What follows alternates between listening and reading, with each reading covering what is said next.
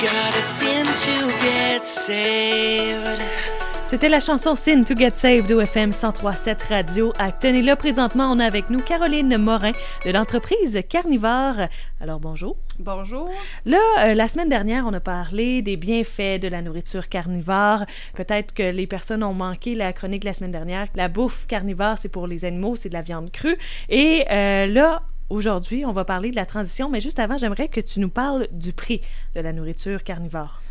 Bon, si on parle en termes mensuels, là, donc l'argent qui nous sort des poches là, mois après mois, je vous dirais que c'est l'équivalent de nourrir un aliment haut de gamme ou de bonne qualité là, dans le sec, tout simplement. Là. Oui, Où on y regagne, ça va être sur la longévité de l'animal, là, où les frais d'entretien de la santé vont être grandement minimisés. Là. Oui, puis tu me parlais tout à l'heure que tu as fait un peu un bilan de santé des animaux que vous avez eu de 9 ans à quel âge? 9 ans et demi. En fait, c'est une portée qui est née en 1999, donc au moment de la naissance de la première recette, ce qui fait que les chiens sont morts entre 9 ans et demi d'âge et 15 ans et 8 mois pour le plus vieux. Donc, les 3 derniers sont morts en haut de 15 ans. Et en moyenne, chaque chien nous a coûté 650 $ de frais vétérinaires à vie. Et on sait que ça, c'est très minime parce qu'on sait que ça grimpe vite, là, le vétérinaire. Oui. Là. Puis là-dessus, je dois dire, moi, qu'il y a beaucoup de frais qui sont en fait des vaccins parce qu'on fait des courses avec les chiens. Donc, il faut que je fasse vacciner les chiens pour aller en course. Là. OK, je comprends. Et là, on va parler de la transition entre la nourriture carnivore et de la nourriture normale, qu'on va dire. C'est pas du jour au lendemain là, qu'on fait ça, là.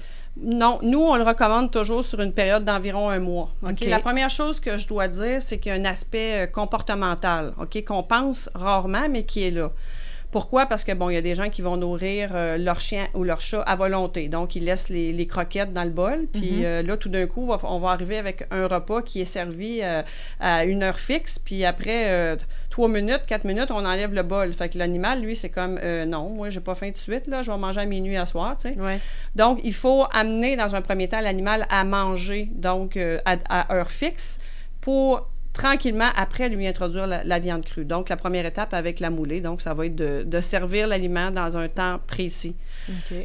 Il y a aussi l'aspect comportemental, OK? Vous allez le comprendre facilement. Moi, si je vous amène en Chine, puis que je vous dis, ben là, on va manger de la cervelle de singe, de la soupe au serpent, vous allez me dire, ouf, je suis pas certaine. C'est ça, OK? Donc, l'animal, quand on le change d'aliment, lui, il est insécurisé. Pourquoi? Parce que dans la nature, manger tout le temps la même chose, ça nous protège, en fait, de s'empoisonner avec un aliment qu'on ne connaît pas. Donc, un chien, par exemple, ne mangera pas un champignon parce que c'est pas un aliment. Ça ne correspond pas à un aliment.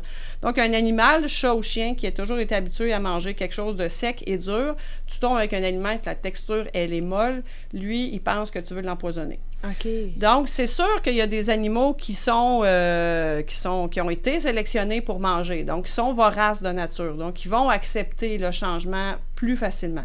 Mais je dirais qu'il y a des animaux qui ont été sélectionnés, on va dire, disons, sans fonctionnalité. Donc, on les a élevés, en fait, pour qu'ils soient beaux et gentils. Alors, on a oublié de sélectionner pour ces chiens-là qui aient de l'appétit. Alors, souvent, ces chiens-là, quand on les change de nourriture puis qu'ils n'ont jamais rien vu d'autre que des croquettes, ils font comme non, moi, non, merci. Ils sont bousculés un peu.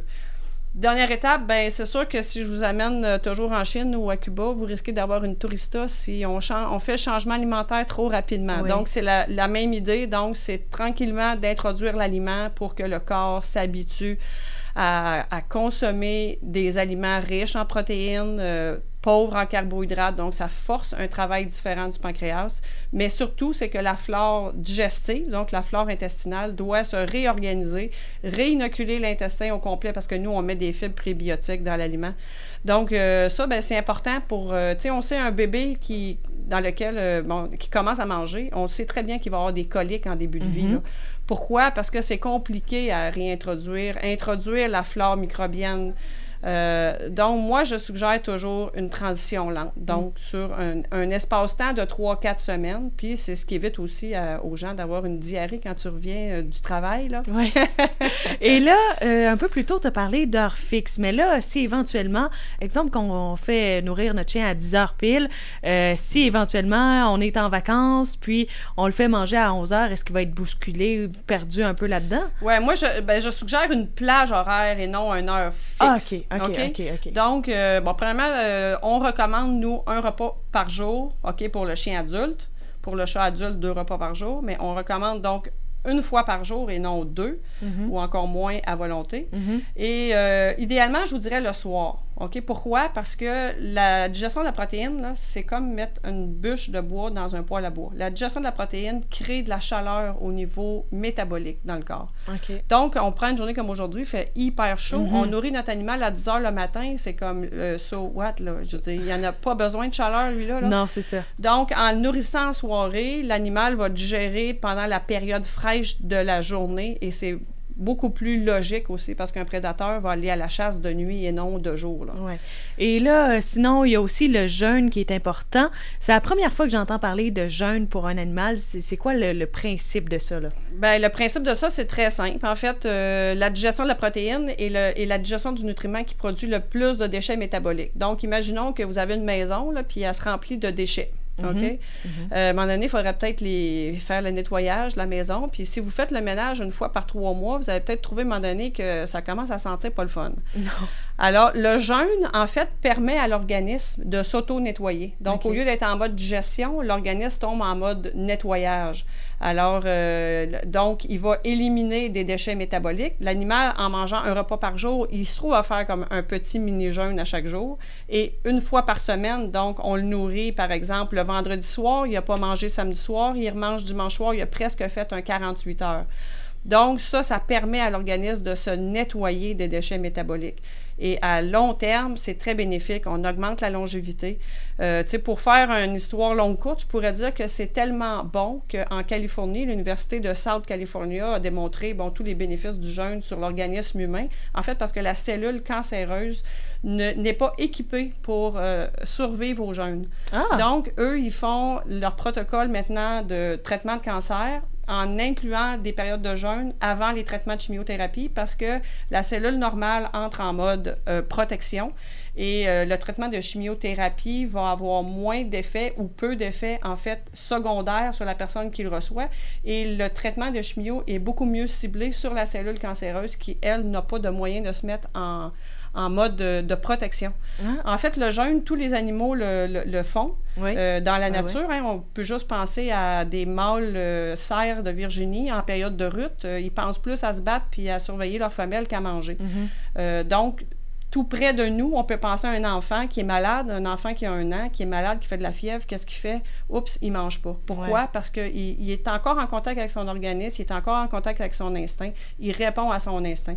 Quand l'énergie du corps est dans le système immunitaire, elle n'est pas dans la digestion. Donc, si on prend cette énergie puis on fait juste la canaliser, dans le fond, dans la digestion. On bifurque le travail du système immunitaire, puis on est moins efficace. Donc, c'est plus efficace quand on est malade de jeûner, en fait. C'est super intéressant. Mon Dieu, je savais pas ça, que le jeûne était si important dans notre vie. Oui. Merci beaucoup d'avoir été là, Caroline Morin, et on va se retrouver la semaine prochaine aussi pour parler encore de carnivores. Juste rappeler l'adresse. C'est le 149, 2e rang à Sainte-Hélène-de-Bagotte, pour ceux qui ont le goût de venir nous visiter. Et sinon, il y a aussi d'autres places qu'on peut se procurer la nourriture pour chiens. Oui, c'est disponible sur le site web. On a une 30aine de magasins là, qui vendent nos produits à travers la province. Mais ce qui est bien, c'est que si on va à Sainte-Hélène, en plus, on va pouvoir voir les animaux là, qui ont eu le traitement. Là. Exactement. On a chez nous 5 générations de chiens donc qui mangent cru. Alors, c'est très impressionnant de voir bouger un chien qui a 13 ans et de voir dans quel état de santé. Les animaux vieillissent moins vite, en fait. Mais, tu sais, entre le dire et le vivre et le voir, le visualiser, il y a comme toute une marge. Puis parfois, les gens disent, mon Dieu, mon chien, il a 10 ans, mais il n'a pas l'air de ça, tu sais. Mais c'est ce qui te fait réaliser que finalement, il serait peut-être mieux avec une alimentation plus près de sa physiologie. Parfait. Eh bien, merci. Puis on se retrouve la semaine prochaine. Au plaisir. Bonne Salut. semaine. Au revoir.